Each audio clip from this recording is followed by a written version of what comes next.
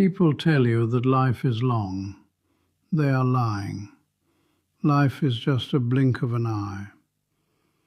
I am 94, and tomorrow is my last day on this earth.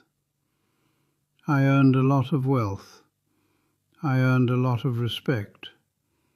But tonight, it is all just dust. Before I go, I want to empty my backpack. I want to reveal the secrets I hid from the world for 70 years. Because I don't want you to die the way I am dying, filled with regret. Listen, this is the most important thing you will hear today. The first truth: stop living in the waiting room. For the first 40 years of my life, I was waiting. When I was in school, I waited to graduate.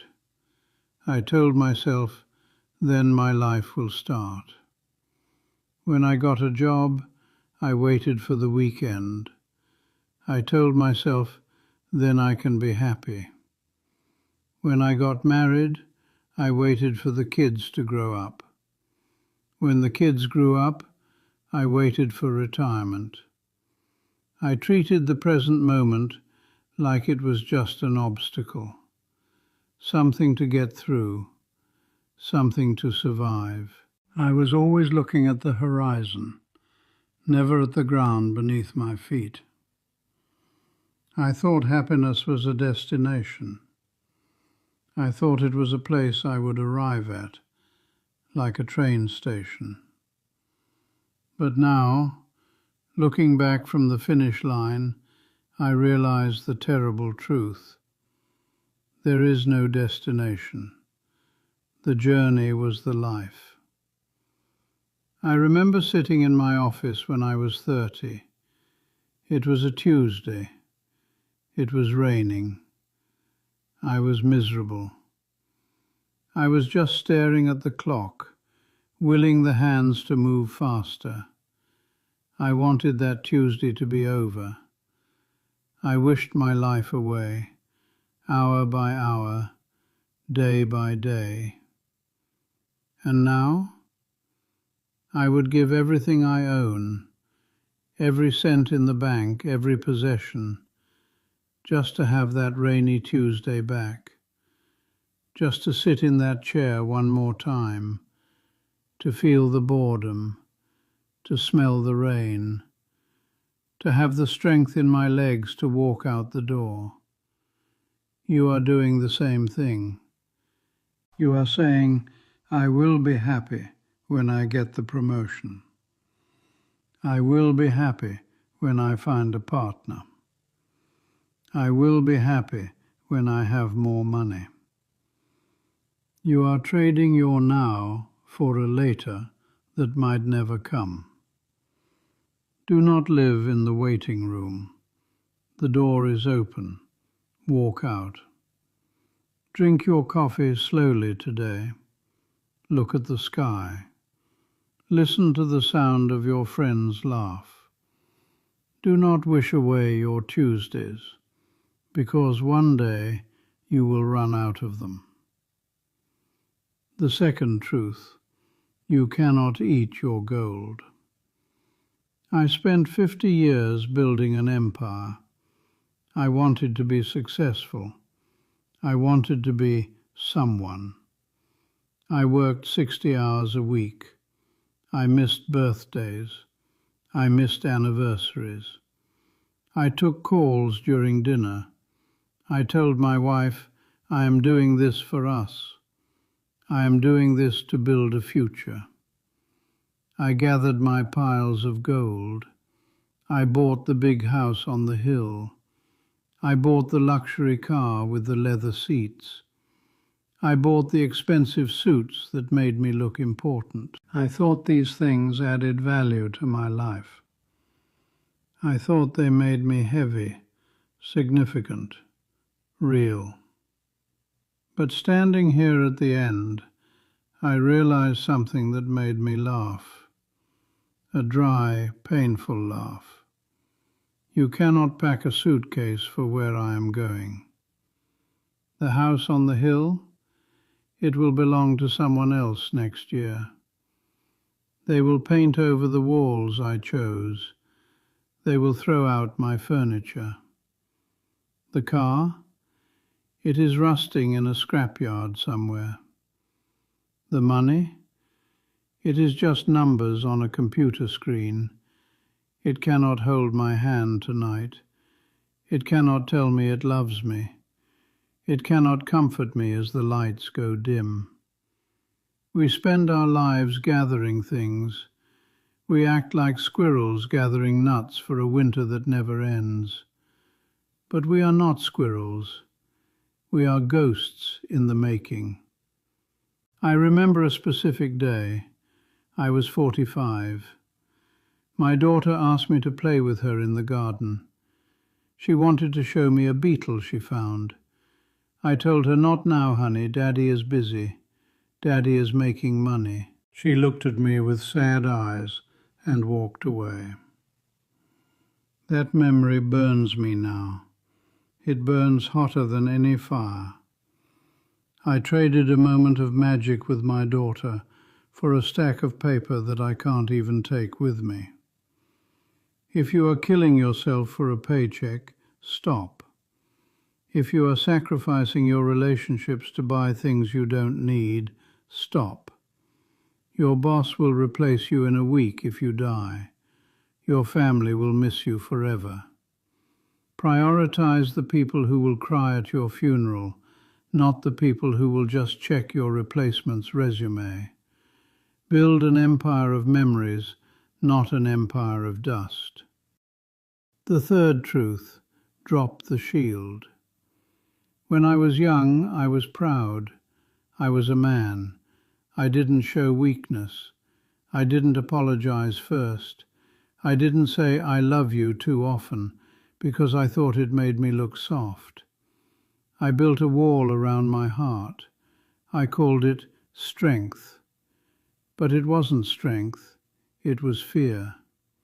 I had a brother. His name was Thomas. We had a fight in 1978. It was over something stupid, money, or maybe politics. I can't even remember what started it. I was right.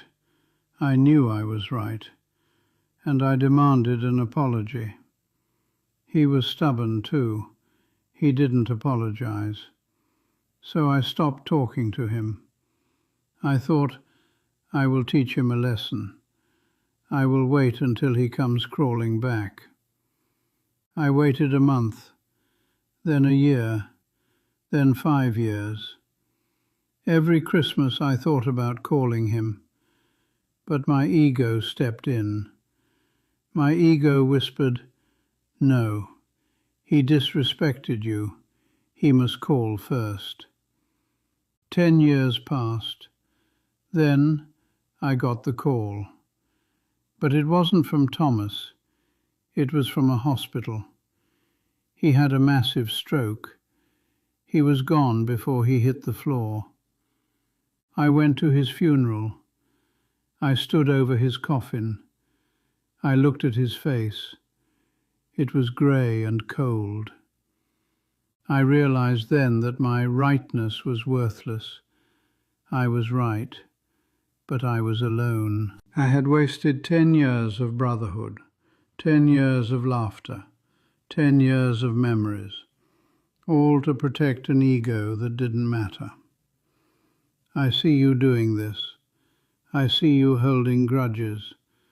I see you giving the silent treatment to people you love. I see you waiting to be texted first.